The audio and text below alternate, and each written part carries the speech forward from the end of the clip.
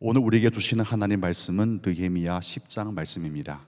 봉독은 28절에서 32절, 39절만 하도록 하겠습니다.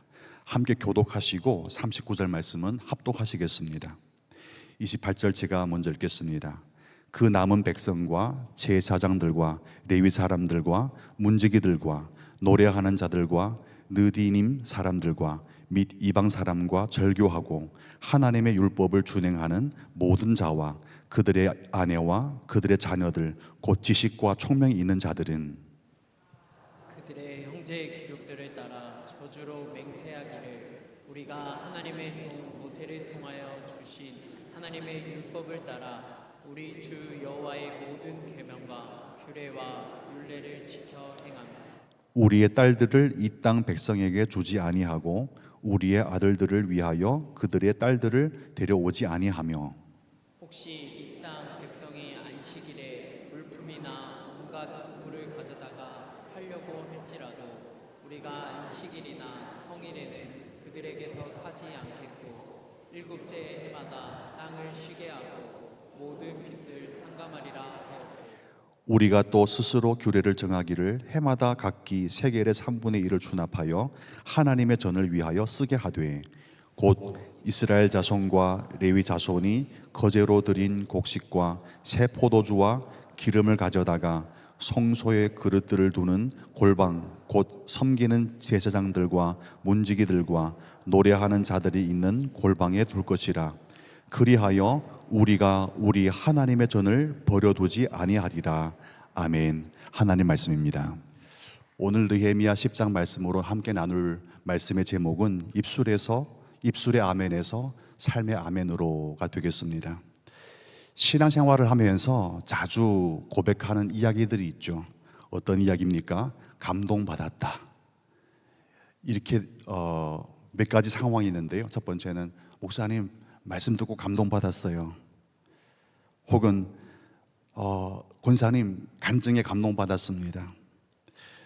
혹은 찬송 부르며 그 찬송의 아름다움에 저희 마음은 참 뜨거워졌습니다. 우리의 신앙 삶 가운데는 감동이라는 단어를 참 많이 사용합니다.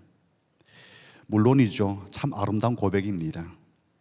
신앙생활을 하면서 감동이 없다면 얼마나 메말르겠습니까? 말씀을 들어도 아무런 감흥도 없고 감동도 없고 기도를 하였는데도 마음이 냉랭하고 찬양을 불렀는데도 마음이 뜨겁지 않다면 그것만큼 답답한 신앙생활도 없을 것 같습니다. 그런데 이것보다 더 답답한 현실이 있다는 것을 알고 계십니까? 목사님, 감동 없는 것보다 더 답답한 게 무엇입니까? 있습니다. 그것이 바로 감동은 받았는데 삶으로 움직여지지 않는 게 더 답답합니다. 아예 없으면 기대도 하지 않지 않겠습니까? 근데 있어요. 시작은 했습니다. 근데 과정이 없는 게 훨씬 더 답답한 느낌을 받게 되는 것이죠.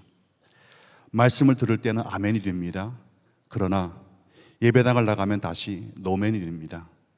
기도하였을 때는 참 순종하려는 마음으로 아멘으로 응답했는데 다시 현실을 바라보면 어떻습니까? 그토록 힘있게 뱉었던 아멘이 힘이 빠지는 것을 보게 될 때 그것이 가장 답답한 마음으로 여러분과 저는 느끼게 되는 것이죠. 여러분, 감동이라는 단어를 한자로 한번 해석해 보겠습니다. 딱 마음에 올 거예요. 감동이라는 한자는 참 재미있고 아주 흥미롭습니다. 감동, 앞에 감은 어떤 감일까요? 느끼다, 느낄 감. 뒤에 동은요, 움직일 동입니다. 밑에 한 구절 함께 읽어보겠습니다. 감동은 느끼는 것과 움직이는 것이 함께 있을 때야 비로소 완성된다. 공감되시나요? 느끼면 움직여야 합니다. 느끼는 것과 움직이는 것이 한 자리에서 함께 가질 때 비로소 감동이라는 이 한 단어, 우리가 그토록 바랬던 그 현실이 우리에게는 완성된 작품이 되는 것이죠. 결국 그렇습니다. 감동은 시작하는 마음도 중요하지만 사실은 완성되기까지 끊임없이 움직이는 것이 더 중요하다는 이야기를 이 두 글자를 통해서 우리는 배울 수 있는 것이죠. 결국 우리의 신앙생활이 답답해지는 것은 감은 있는데 동이 없기 때문에 답답해지는 것이라는 겁니다. 이런 상태를 좀 더 요약해 보면 이렇습니다. 함께 읽어볼까요? 유감 오타 났습니다. 무동의 믿음입니다. 유감 무동의 믿음. 어떤 뜻이죠? 감동은 있는데 움직임은 없다. 바로 그런 상태가 우리가 답답하게 느끼는 믿음의 상태인 것이죠. 반대로 성경이 여러분과 저에게 요구하는 성숙한 믿음이 있습니다. 건강한 믿음이 있습니다. 그것이 뭘까요? 유감, 유동의 믿음입니다. 느껴졌으면 움직이는 믿음이고 은혜를 받았으면 순종하는 믿음을 살라는 것이죠. 말씀을 들었으면 삶의 방향과 내용을 과감히 바꾸어 하기 위해 용기를 구해서 순종하는 믿음이 바로 유감, 유동, 감동 있는 믿음이라는 것입니다. 이게 보니까 몇몇 분은 마트에서 파는 감동란을 생각하신 것 같아요. 감동란이 아닙니다. 결국 우리의 신앙은 듣는 자리에서 멈추지 말고 실천하고 움직이는 자리까지 가야 한다는 것을 요 네 글자를 통해서 표현한 것입니다. 신학적인 관점에서 전자의 믿음, 즉 유감무동을 표현한다면 소비자적인 신앙이라고 표현합니다. 왜 그렇죠? 결국 우리의 신앙 목적이 나의 만족에만 제한되기 때문에 그렇습니다. 또 후자의 믿음인 유감유동을 어떤 신앙이라 표현하냐면요, 바로 제자도의 신앙이라고 표현합니다. 여러분은 지금 어디까지 와 있나요? 유감무동이십니까? 아니면 유감유동하십니까? 유감무동하여서 소비자적인 신앙 자리에 머물러 있나요? 아니면 유감유동함으로 제자도의 신앙까지 가까워지고 있나요? 너무 어려웠습니까? 네, 전자입니까? 후자입니까? 저는 갈렙 성도님 여러분 모두 다 후자의 제자도의 신앙의 자리까지 가는 은혜가 있기를 축복하겠습니다. 결국 나의 만족의 전부이면 소비자입니다. 마음만 느낌 받고 오늘 또 채워졌네, 나가서는 여전히 나의 삶으로 살아간다면 그것을 바로 유감무동이라 하죠. 그러나 주님 한 말씀 주셨으니 그 말씀을 위해서 순종하겠습니다, 힘 주시고 용기 주십시오 라고 기도하면서 은혜를 구하여 순종하는 사람이 바로 제자인 것이죠. 여러분, 하나님은 여러분과 저를 신앙의 소비자로 부르지 않았습니다. 하나님은 우리 모두를 예수 그리스도를 닮아가는 제자로 부르신 것입니다. 말씀을 들었으면 따르는 제자, 아멘 했으면 움직이는 제자, 감동을 받았으면 삶으로 반응하려고 끝까지 용기를 구하는 제자, 바로 그 제자의 자리로 여러분과 저를 부르셨단 말씀입니다. 사실 느헤미야 10장은 39절까지 아주 긴 본문입니다. 그러나 요약해보면 아주 단순한 주제를 가지고 있습니다. 바로 우리 모두 다 유감유동하는 제자로 살아야 된다는 하나의 핵심 명제를 다루고 있는 것이죠. 아시다시피 느헤미야 8장에는 어떤 사건이 있었죠? 8장에서는 백성들이 언약의 말씀을 다시 들었어요. 그리고 지난주에 나눴던 9장에서는 어떤 말씀 나누었습니까? 말씀 앞에서 그들은 자신이 어떤 사람인지를 깨닫고 회개를 하였습니다. 통회 자복을 하였습니다. 여기까지는 사실은 감입니다. 느끼는 것이죠. 뭘 느꼈습니까? 말씀을 깨달았고 마음이 흔들렸습니다. 그리하여서 자신들이 하나님 앞에서 얼마나 멀어져 있는지를 뼈저리게 느낀 상황이었던 것이죠. 그런데 느헤미야 10장 말씀은 그들을 그 자리에만 묶어두지 않고 또 한 단계 나아가도록 해주십니다. 그 자리가 어디시죠? 바로 이제는 삶으로 순종하는 자리까지 이끌어가는 것을 우리가 보게 되는 것이죠. 그렇다면 이들은 느헤미야 10장에서 구체적으로 삶으로 순종하기 위해 어떤 결단을 내렸을까요? 아주 긴 본문이지만 딱 두 가지 결단이 있었습니다. 이 두 가지 결단의 내용을 함께 나누도록 하겠습니다. 우선은요, 느헤미야 9장 38절에 나오는 내용이 중요한데 이들이 결단을 위해서 뭘 했는가가 중요하겠죠. 함께 말씀을 읽어볼까요? 시작. 이 모든 것을 돌이켜본 뒤에 우리는 언약을 굳게 세우고 그것을 글로 적었으며 지도자들과 레위 사람들과 그 위에 서명하였다. 두 가지 결단을 하기 위해서 그들이 먼저 한 하나의 움직임이 있었습니다. 달라와 있지 않습니까? 그 위에 서명하였다. 근데 그 위에 있는 언약을 굳게 세우고, 이 말씀이 아주 중요합니다. 언약을 굳게 세우다, 히브리어 단어를 보면요, 히브리어 단어는 아마나로 되어 있습니다. 근데 그 뒤에 어미를 제거해버리면 뭐가 남냐면 아멘이 남습니다. 그 말인즉 언약을 굳게 세우다의 어근은 바로 아멘인 것이죠.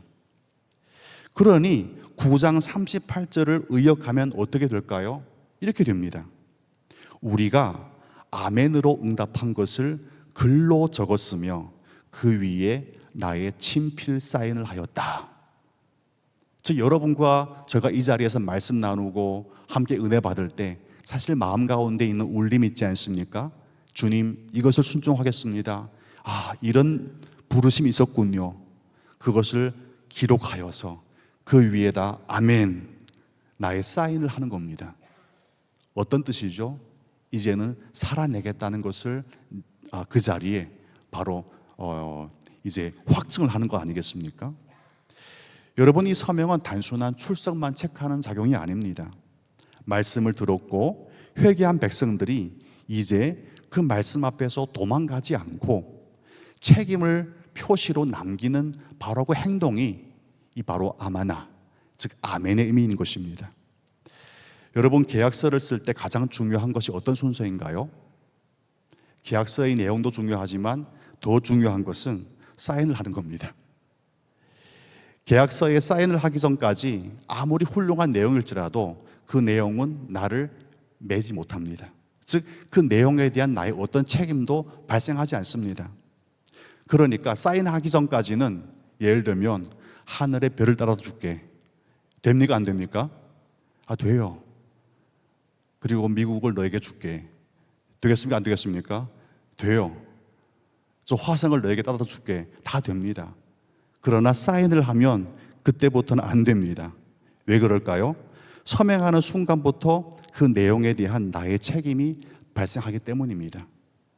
여러분이 지금 감동받으시고 큰 소리는 하지 않았겠지만 아멘으로 작은 응답을 하셨을지라도 그 아멘에 여러분이 나의 이름으로 사인할 자신 있으신가요? 그 자신감을 가지시길 바랍니다. 이스라엘 백성들이 지금 그 결단의 자리에 선 것이죠. 지금까지는 자신의 삶과 신앙을 위해서 입술로는 수도 없이 아멘했습니다. 여러분, 성경 한번 보십시오. 창세기부터 쭉 오면서 열왕기까지, 포로 시기까지, 귀환 시기까지 백성들은 하나님께서 딱 이렇게 한번 터치하시면 바로 깨닫고 주여 잘못했습니다, 다시 회복하겠습니다, 아멘. 수도 없이 했어요. 그럼에도 불구하고 그들의 입술의 아멘은 삶의 아멘으로 잘 이어지지가 않았습니다. 그러나 이제 느헤미야 10장에서는 백성들이 다시 결단을 합니다. 주여, 입술의 아멘이 이제부터는 내 목숨을 걸고 책임지는 아멘으로 가겠습니다. 이와 같은 지금 결단을 지금 내리고 있는 것입니다. 그러니 좀 더 쉽게 말하면 과거 같았으면 주님, 알겠다니까요. 네, 알겠습니다. 그리고 지나버리는 거죠. 그러나 이제부터는 좀 자세가 달라집니다. 주님, 바로 하겠습니다. 저희 집 아이들 보니까 가끔은 네네 알겠어요 알 것 같아요. 그 의미가 뭔지 안 하겠다는 겁니다. 그러나 대부분 네 알겠습니다, 지금 바로 할게요. 마음이 흐뭇합니다. 순종하는구나. 많은 경우 여러분과 제 삶의 자세가 바로 전자의 자리에 있는 것 같아요. 알겠어요, 그리고는 답이 없습니다. 주님께서는 이 10장 말씀 통해서 여러분과 저에게 하나의 부르심이 있는데, 알겠다 하지 말고 지금 바로 하라. 여러분, 지금 바로 하는 순종의 결단이 여러분 가운데 작은 씨앗으로 심겨진 성령의 감동에 순종하는 결단으로 이어갈 수 있기를 축복드리겠습니다. 그리고 10장 1절에서는 서명한 사람들이 나오게 되는데요, 아주 길게 27절까지 나와 있습니다. 1절에 보면 그 서명한 사람이 어떤 사람인지를 나오게 되는데, 제일 먼저 서명한 사람이 제일 중요하겠죠. 함께 읽어볼까요? 서명한 사람들은 다음과 같다.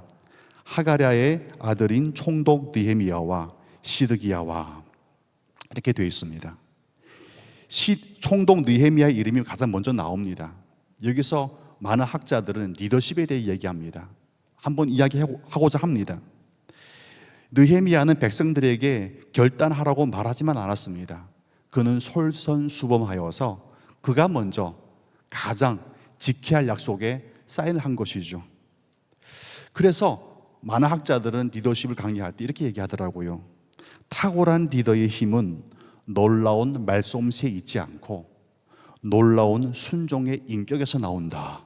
너무나 마음에 공감되었습니다.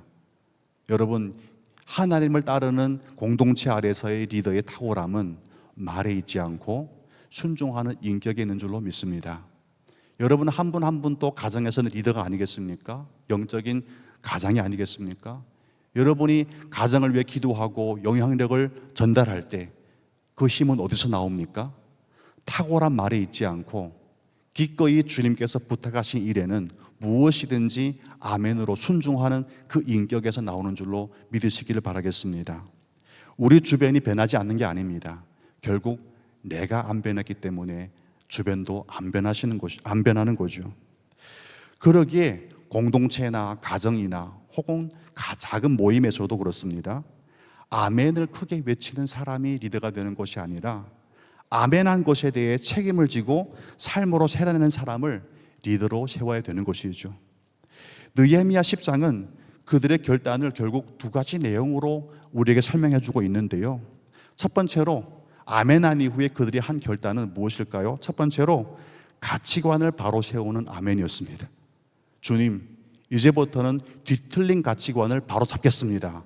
아멘 하고 이모삼 사인 이렇게 했습니다. 두 번째 결단은 무엇이냐면 성전의 예배를 다시 세워가는 청지기 사명에 아멘한 것입니다. 주님, 지금까지 예배당의 보수와 예배드리는 자리에 그 영적인 부흥을 우리가 방관하고 살았습니다. 이제는 청지기로서 책임을 지겠습니다. 아멘 하고 본인이 사인한 것입니다. 먼저 그들이 사인을 한 가치관을 바로 세우는 부르심을 향한 아멘을 살펴보겠습니다. 느헤미야 10장 30절 31절 말씀인데요, 좀 길기는 하지만 함께 나를 향한 주님 말씀으로 받겠습니다. 합독하시겠습니다. 우리는 딸을 이 땅의 백성과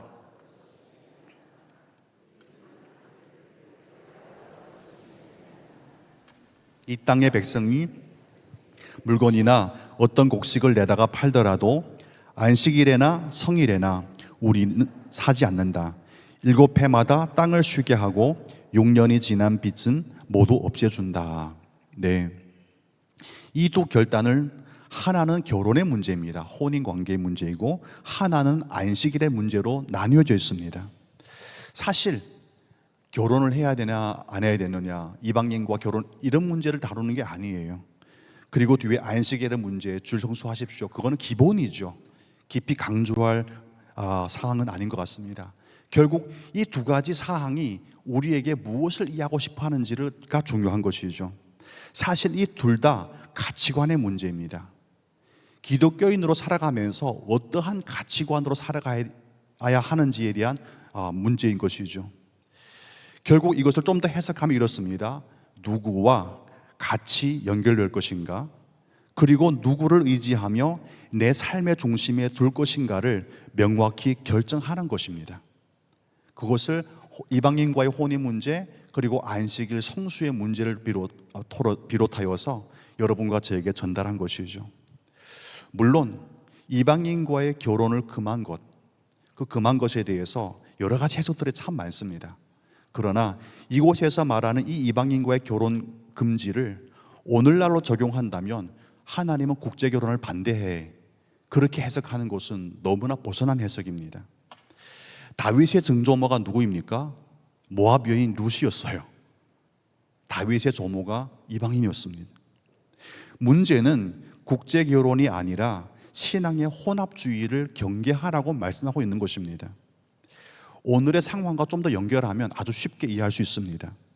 하나님을 믿는다고 하면서 우상과도 연결되어 있는 것, 그리고 여호와의 이름을 부르면서 세상의 방식도 함께 받아들이는 삶을 경계하라는 것입니다. 좀 더 이해가 안 되십니까? 좀 더 가깝게 설명해 보겠습니다. 목회 데이터 연구소라는 기구가 있는데요, 몇 주 전에 올린 하나의 통계 자료가 있습니다. 통계 자료의 제목이 뭐냐면 기독교인과 무속 신앙의 관계, 연계성, 이런 것이었습니다. 그 자료를 보면 이런 자료가 나와요. 오늘 기독교인, 대한민국 기독교인 5명 중에 1명이 무속 신앙에 대해서 수용적이라는 통계 자료입니다.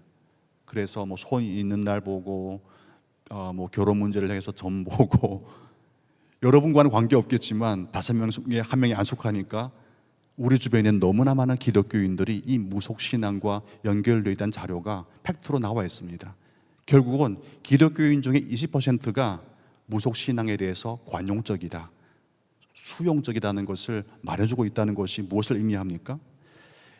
즉 누구와 결혼하지 말라는 이야기가 아니라, 즉 여러분과 저는 누구와 이방인과 결혼을 하지 않았겠지만 궁극적으로 하나님 외에 더 사랑하는 많은 대상을 우리가 설정해두고 살아가는 것을 경계하고 있는 것입니다. 안식일과 안식년도 마찬가지입니다. 이것은 단순히 쉬어라는 문제가 아닌 것이죠. 우리는 다 주일날은 성수하지 않습니까? 남들이 사고 팔고 남들은 하루라도 더 움직이는데 결국 안식일은 하나님의 은혜 앞에서 멈추어 서야 하는 하나의 요청인 것이죠. 왜 그렇게 멈춰 서라고 요청합니까? 결국 나를 먹여 살리는 것은 나의 힘이 아니라 하나님의 공급이라는 사실을 인정해야 하기 때문입니다. 이것처럼 가치관의 문제도 그렇고 하나님 앞에서 그분이 나의 공급자라는 것을 안식일을 통해서 우리가 인정하는 것마저도 그렇고, 결국은 입술의 아멘이 삶의 아멘으로 이어가는 것이 중요하다는 하나의 명제를 본문을 통해서 여러분과 저에게 알려주고 있는 것이죠. 무엇을 사랑할 것인가 결정하라는 것입니다. 무엇을 의지할 것인가 결정하라는 것입니다. 무엇을 먼저 붙들 것인가를 결정하는 그 선택에서 우리의 진짜 아멘이 드러난다는 것을 알 수 있게 되는 것입니다. 여러분은 무엇을 위해서 아멘합니까? 그리고 여러분의 아멘은 어디까지 가 있는 것이죠? 그리고 오늘 본문에 보면 두 번째 하나 요청이 나옵니다. 가장 중요한 요청이기도 한데, 다시 성전의 예배를 채우는 청지기의 사명에 대해서 하나님은 요청을 합니다. 느헤미야 10장에서 가장 길게 다루어지는 본문이기도 합니다. 백성들은 성전 유지 비용을 감당해야만 했습니다. 그리고 제사에 필요한 것을 다 준비해야만 했습니다. 그리고 첫 열매와 11조를 드리겠다고 그들은 선포합니다. 그 내용이 어떻게 나와 있을까요? 39절 말씀 나와 있는데 사실은 아주 긴 내용이지만 39절만 함께 읽어보겠습니다. 시작. 이스라엘 자손과 레위 자손은 들어 바칠 예물인 곡식과 새 포도주와 기름을 그 여러 방에 가져다 놓기로 하였다. 그런 방은 성전 기구를 두기도 하고 당번 성전 문지기들과 노래하는 사람들이 쓰기도 하는 곳이다. 우리는 우리 하나님의 성전을 아무렇게나 버려두지 않을 것이다. 마지막 노란 글자 한 번만 읽어보겠습니다. 우리는 우리 하나님의 성전을 아무렇게나 버려두지 않을 것이다 라고 되어 있습니다. 가치관의 아멘과 함께 더 나아가서 하나님의 은혜 앞에 그들이 아멘한 것이 바로 이 본문이죠. 청지기적인 사명에 아멘을 한 것입니다. 이 마지막 문장이 느헤미야 10장의 가장 핵심이기도 합니다. 그동안 하나님의 성전은 방치되어 있었습니다. 그 의미인즉 성전의 제사, 즉 예배가 방치된 것이죠. 왜 그렇습니까? 그들이 헌물을 하지 않으니 예배를 섬기는 성직자들이 예배당에 남아있지 않았기 때문에 그렇습니다. 그들은 그 현실을 다시 원래의 자리로 돌이키기를 원하였습니다. 그래야 해서 그들은 결정을 하는데 어떻게 결정하죠? 봉사를 하겠다고 이야기합니다. 그리고 성직자와 성직자들이 성전 예배를 섬기고 진미하는 데 필요한 모든 삶의 필요를 채워주겠다고 약속을 한 것이죠. 그들은 그동안 방치되었던 예배와 성직자 그리고 예배의 모든 자리를 제자리로 돌이키겠다고 마음을 먹은 것입니다. 하나님의 집, 다시 하나님의 집답게 만들겠다는 백성들이 결단을 한 것입니다. 지금 이 청지기로서의 사명에 대한 아멘이 어찌 보면 우리 본교회의 우리 선한목자교회의 사명과는 딱 맞는 것 같습니다. 아까도 광고 말씀 나왔지만 선한목자교회는 6월 중순부터 10월 말까지 뭘 합니까? 예배당 보수를 하게 됩니다. 아주 긴 시간이죠. 예배당 보수를 한다는 것은 그만큼 여러분과 저가 편하게 예배드렸던 이 상황이 많이 불편함으로 이어가게 된다는 것을 의미하기도 합니다. 그렇다면 그 자리에서 여러분과 저가 어떠한 헌신을 하여야 비로소 그 예배당 보수에 우리가 나의 사인을 하는 것일까요? 물론 교회의 본질은 건물은 아닙니다. 그러나 예배당은요, 하나님의 백성이 말씀을 듣는 자리이고 기도하는 자리이고 다음 세대를 양육하고 세우는 자리이며 선교의 사명을 확인해가는 자리입니다. 그러기에 예배당의 자리가 너무나 중요한 것이죠. 그러므로 여러분과 저에게 본당의 보수공사는 단순한 시설물의 보관공사가 아닙니다. 예배당을 보수하는 동안 하나님은 우리의 사인을 통해서 결국 여러분과 저의 마음도 함께 보수하기 원하기 때문에 그렇습니다. 예배당의 벽과 시설은 다 보수가 되었는데 우리의 마음이 아직까지도 옛 상태 그대로라면 그것은 그야말로 공사만 한 것입니다. 그러나 이 보수의 기간을 지나면서 적어도 3가지 변화가 여러분과 저의 아멘을 통해서 우리의 삶 가운데 구체화시켜진다면 이것은 큰 은혜일 것입니다. 첫 번째는요, 우리 모두 예배를 대하는 마음 자체가 다시 첫사랑, 초심을 이어가고 초심의 자리까지 가까이 가보는데 성공한다면 이 예배당 보수공사는 여러분을 향하여서 저를 향하여서 가장 중요한 하나의 부흥의 터닝 포인트가 될 것입니다. 두 번째, 하나님의 나라를 향한 헌신의 마음이 새로워진다면 지금까지는 그래도 잘 주어진 환경에서 오기만 하면 됐잖아요. 근데 보수가 시작되면 오기만 하면 되는 게 아닙니다. 열심히 오셔야 되고 그리고 기꺼이 과거엔 없었던 불편함을 감수해야만 합니다. 그때 뭐가 필요할까요? 우리의 결단과 용기와 기꺼이 양보하고 기꺼이 수용하는 마음이 필요한 것이죠. 저는 예배당 보수공사가 여러분과 저의 교회를 향한 그 첫사랑도 회복하지만 기꺼이 섬기는 그 봉사의 마음까지도 회복해 주신다고 저는 믿습니다. 만약 그 자리까지 우리가 이 보수의 길을 통해서 나아갈 수 있다면 예배당 보수 또한 보수공사 또한 어려운 과정일 수도 있겠고 여러분과 저에게는 여러 가지로 인내를 해야 하는 과정일 수도 있겠지만 결론적으로는 우리 모두에게는 유익이 되는 과정이다. 저는 그렇게 확신을 합니다. 마지막으로 공동체를 향한 사랑이 새로워진다면 예배당 보수 기간을 여러분 단지 시설물의 보수가 아니라 나의 내면, 나의 신앙, 나의 마음의 보수로 유익을 누린다고 생각되어집니다. 어떤 의미일까요? 공동체를 향한 사랑.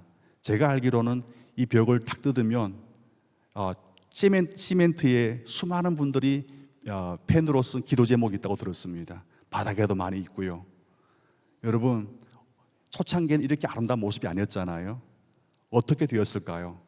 수많은 분들이 시멘트 바닥에 앉아서 자신의 기도로 아멘을 사인하면서 주님, 나의 기도가 함장의 벽돌이 되어서 이 예배당이 완성되는 때까지 마중물이 되게 하소서.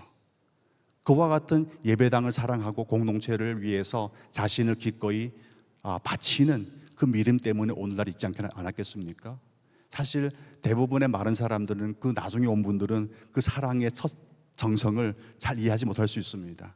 그러나 지금 그 기회가 왔습니다. 20년 이후에 했죠? 지금 이 한 번 하면 언제 할지 모릅니다. 이 아름다운 시기에 여러분과 제가 선한목자교회에 또 갈렙게 손들하는 것은 영광인 것 같습니다. 명예로운 것 같습니다. 기꺼이 여러분이 할 수 있는 것보다 훨씬 더 은혜와 용기를 구해서 이 공동체를 세워가기 위해서 헌신을 마다하지 않는 우리 모두가 되기를 주님의 이름으로 축복을 드리겠습니다. 그렇다면 정말 보수의 공사가 건물의 보수를 넘어서 우리의 영적인 결과, 깊이와 방향까지도 보수하여 더욱더 갈렙 성도다움으로 거듭나지는 이 5개월이 될 줄로 저는 믿습니다. 고린도전서 6장 19절 20절 말씀이 이렇게 말씀하죠.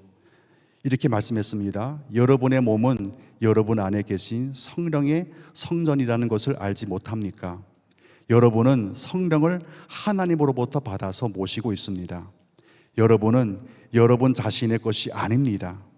여러분은 하나님께서 값을 치르고 사들인 사람입니다. 그러므로 함께 읽겠습니다. 여러분의 몸으로 하나님을 영화롭게 하십시오. 사실 11조 이야기, 레위인을 먹여야 된다는 이야기를 어떻게 우리에게 적용이 되는 이야기를 될까 참 고민을 많이 했습니다. 그러나 고린도전서 6장 말씀은 여러분과 저에게 답을 주었습니다. 어떤 답이죠? 여러분과 저가 바로 하나님의 성전입니다. 건물을 올리고 보수하는 게 아니라 이를 통해서 우리의 성전이 함께 보수되는 것이죠. 하나님이 이 공간에도 계시지만 이 공간에 이미 있는 것은 하나님의 성전인 여러분과 저가 이 자리에서 예배드리기 때문에 이 자리가 성전이 되었기 때문에 그렇습니다. 성전이 성전인 것은 여러분과 저의 안에 하나님의 살아계심으로 인하여 발생한 하나의 결론일 뿐입니다. 그러니 더욱 중요한 것은 여러분과 저의 내면의 성전이 우선 보수되는 것이 중요하다는 것이죠. 그러므로 하나님의 전을 버려두지 않겠다고 그들이 고백한 것은 함께 읽겠습니다. 내 영혼을 방치하지 않겠다는 고백이기도 합니다. 이들은 주여 하나님의 성전을 방치하지 않겠습니다 라고 한 것은 뭐라고요? 내 영혼을 방치하지 않겠다는 고백이라는 말입니다. 저는 여러분 예배당 보수 공사에만 열심을 다하지 않기를 원합니다. 예배당 보수 공사의 열심은 궁극적으로 여러분이 하나님의 성전이 되기 위하여 나의 영혼을 방치하지 않기 위하여 더욱더 깨어 말씀 보고 기도하고 공동체성을 다져가는 그 열심과 아멘의 쌓인 후에 있다고 저는 믿습니다. 그 자리까지 반드시 가야만이 비로소 보수가 되는 것이죠. 사랑하는 성도 여러분, 이제 말씀을 정리하겠습니다. 느헤미야 10장은 입술로 아멘만 하던 사람들이 이제 삶으로 아멘하며 순종하기 시작한 이야기입니다. 그들은 적어도 두 가지 내용에 순종했습니다. 가치관, 그리고 청지기의 사명에서 아멘으로 순종하였습니다. 여러분에게 축복합니다. 세상에서 살되 세상의 가치관으로 물들지 마십시오. 오히려 영향을 주어서 마치 모세가 들어가서 백성들을 출애굽시킨 것처럼 여러분 한 분의 한 분의 존재가 수많은 우리 이웃과 우리 가정의 불신 영혼들을 향하여서 모세의 자리까지 가는 은혜가 있기를 바라겠습니다. 여러분 때문에 우리 주변에 수많은 분들이 출애굽하여 하나님 백성이 되어지는 은총이 있기를 바랍니다. 더 나아가 그들은 교회를 세우기 위해 예배를 회복하기 위해서 결단하고 아멘하였습니다. 그 뜻인즉 그들의 영혼이 하나님 앞에서 보수가 되었다는 것이죠. 여러분, 하나님의 전을 버려두지 않고 예배와 공동체를 더욱더 세워가기 위해서 여러분이 할 수 있는 순종 이상으로 하나님 앞에 은혜와 용기를 구할 수 있는 우리 모두가 되기를 바라겠습니다. 여러분, 제자는 완벽한 사람은 아닙니다. 언제든지 하나님 앞으로 부르신다면 돌아오는 사람이고 순종하는 사람들입니다. 한마디로 주님을 위해서 언제든지 어떻게든 용기를 낼 수 있는 사람이 제자입니다. 저는 제자를 거창하게 정의하지 않습니다. 제자는 주님을 위해서 언제든지 어떻게든 용기를 낼 수 있는 사람입니다. 저는 여러분이 그 용기를 낼 수 있기를 바라겠습니다. 오늘 우리의 예배가 이 예배당 안에만 갇혀있는 예배가 되지 않기를 바랍니다. 오늘 우리의 아멘이 한 번 외쳐지고 흩어지는 소리가 아니라 가치관이 명확한 자리에서 청지기로 살아가야 되는 헌신의 자리에서 살아 움직이는 아멘이 되기를 주님의 이름으로 축복드리겠습니다. 이 시간 다 함께 받은 말씀을 가지고 합심하여서 기도했으면 좋겠습니다. 주여, 우리의 믿음이 유감, 무동의 소극적인 반응에 머물지 않고 유감, 유동의 적극적인 순종으로 이어지게 하소서. 그래서 입술에서 충만했던 아멘이 이제는 세상을 살아가는 믿음의 가치관과 교회와 예배를 세워가는 청직의 사명에서 순종하는 제자의 아멘이 되게 하소서. 다 함께 우리의 아멘을 받으시고 순종할 수 있도록 은혜를 주시는 주님의 이름 앞에 함께 주님 이름 한번 부르시고 기도하겠습니다. 주여. 사랑의 주님, 주님의 은혜 앞에 느헤미야 10장 말씀을 통하여서 아멘의 자리가 어디까지 가야 하는 것인지를 나누게 하심을 진심으로 감사합니다. 주님, 지금까지 우리의 모든 삶이 유감 무동의 자리에서 소극적인 자리로 머물렀다면 이제는 유감 유동하여서 하나님께서 부르신 자리에 적극적으로 인내와 용기를 구해 다가가는 우리 모두가 될 수 있게 하여 주기를 원합니다. 아버지 하나님, 우리는 순종의 사람들입니다. 제자는 기꺼이 용기와 은혜를 구해서 어떻게든 하나님 앞에 은혜를 구하여 나가는 사람들입니다. 그 순종의 믿음이 다른 사람의 믿음이 아니라 우리 갈렙교회 성도의 믿음이 되게 하시고 하나님 예배당 보수공사를 앞두고 있는 우리 모두에게 기꺼이 하나님 앞에 헌신되어 줄 수 있는 우리의 모든 믿음의 결단이 될 수 있도록 인도하여 주시옵소서. 그래여서 범사에 하나님의 이름으로 열매 맺게 하시고 범사에 예수 그리스도의 이름이 꽃을 피우고 하나님 앞에 찬송이 되어지는 그 기쁨을 볼 수 있게 하여 주시옵소서. 주님, 저항했던 유돌처럼 우리로 주님 은혜 앞에 하나님께서 원하시지 않는 자리라면 기꺼이 저항하기 원합니다. 하나님 그러한 자리라면 기꺼이 그 자리에서 순종을 하기 원합니다. 주님, 그와 같이 모든 시편의 찬송들이 찬송이 되게 하시고 순종의 열단이 우리의 믿음과 감사의 제목이 되어지는 은혜를 누리게 하여 주시옵소서. 주님 감사합니다. 주님 감사합니다. 감사합니다.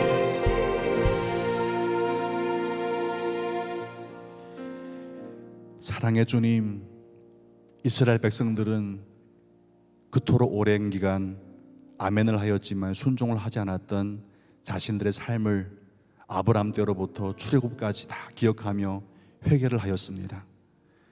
그러나 그들의 아멘은 회개 자리에 머물지 않고 삶 속에서 구체적으로 결단하는 자리까지 사인을 통하여서 이어져 나갔습니다. 하나님은 그들에게 가치관에 큰 변화를 가지라고 말씀했고 지금까지 방치되었던 성전 보수 공사에 더욱더 헌신하라고 청지기 사명을 허락해 주셨습니다. 옛날 같았으면 그들은 노매나했을 것 같은데 지금의 그들은 말씀의 은혜 받고 하나님 나중에 할 교가 아니라 지금 즉시 하겠습니다. 그들은 헌물하였고 그들은 성전 창고에 필요한 물건들이 가득하게 하였습니다. 주님, 이 말씀을 통하여서 오늘 우리 선한 목자교회 우리 갈렙교회 성도님들에게 허락된 한마디 말씀이 있다면 그 말씀 붙잡고 우리의 아멘의 입술이 삶의 아멘으로 바뀌어가는 은혜를 누리게 하여 주시옵소서. 그리하여서 유감 무동함으로 답답하기만 했던 신앙이 유감 유동하여서 시원해지고 간증이 많아지며 무엇보다 우리의 결단을 통하여서 우리 이웃들과 가족 가운데 예수 믿는 사람들이 많아지는 것을 보는 기쁨이 넘치는 성도의 순종을 우리 모두에게 선물로 허락하여 주시옵소서. 감사드리고 우리의 삶의 자리를 가장 능동적인 순종의 자리로 아멘하게 하시는 예수님의 이름으로 간절히 기도합니다. 아멘. 다 함께 자리에서 일어나셔서 찬송을 봉헌 찬양을 부르겠습니다. 주님 다시 오실 때까지, 주님 다시 오실 때까지 나는 이 길을 가리라. 좁은 문 좁은 길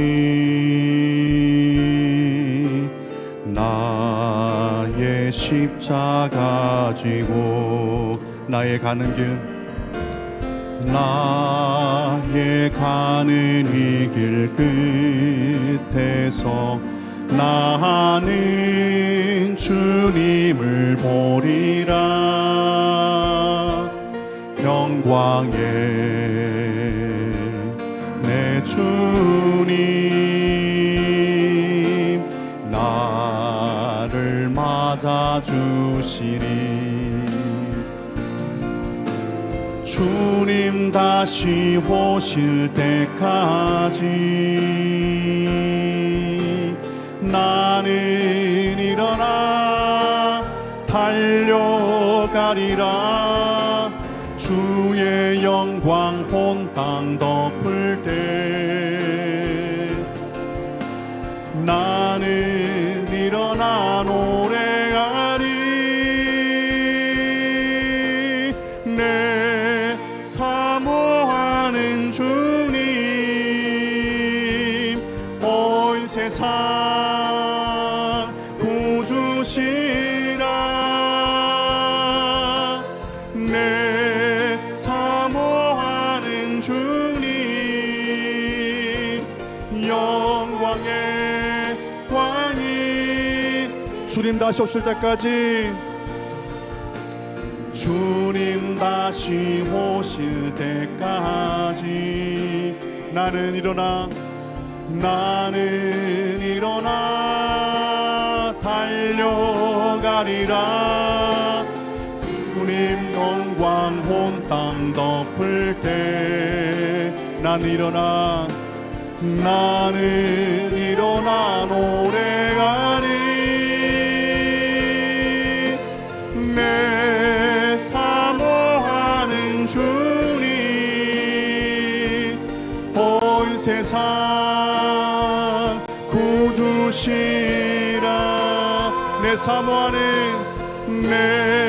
사모하는 주님 영광의 왕이 내 사모하는 주님 내 사모하는 주님 온 세상 구주시라. 내 사모하는 주님 영광의 왕이시라.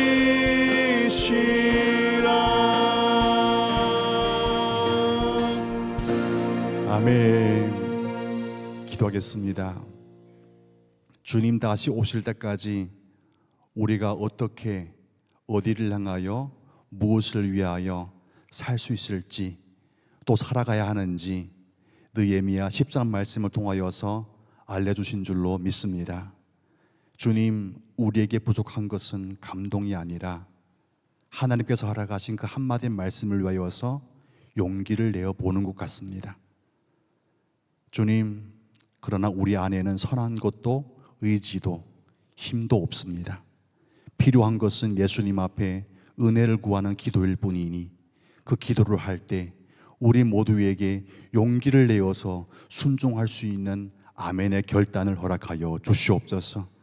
그리하여 단지 아멘 해보는 것이 아니라 아멘 했으면 책임을 지고 그 순종을 끝까지 열매 맺기 위해 완주하는 우리 갈렙교회 성도님들 다 될 수 있도록 은혜를 베풀어 주시옵소서. 우리 이웃들과 나의 가족들이 우리를 바라볼 때 예수를 믿는다는 것이 이런 것이구나, 나의 힘으로 아니요 오직 주의 은혜로 끝까지 완주할 수 있는 것이 하나님의 은총이구나 깨달아서 한계 있는 인생의 모든 힘을 다 빼놓고 우리를 무한히 도와주시고 공급하신 예수의 은혜 앞에 나와서 항복의 두 손과 마음을 활짝 여는 우리 가족과 우리 이웃과 이 나라와 민족이 되게 하여 주시옵소서. 그 자리에 우리 모두 다 선한 영향력을 전달하는 마중물과 같은 존재로 쓰임받게 하여 주시옵소서. 이제는 우리 구주 예수 그리스도의 은혜와 아버지의 크신 사랑과 성령 하나님의 교통하심이 아멘 하였으면 삶으로도 순종하고 아멘 하였으면 완주하기 위해 기꺼이 용기를 구하며 완주하기 위해 힘을 다하는 갈렙 성도님들의 모든 인생과 신앙의 결단 후에 영원히 함께하기를 간절히 축원하옵나이다. 아멘.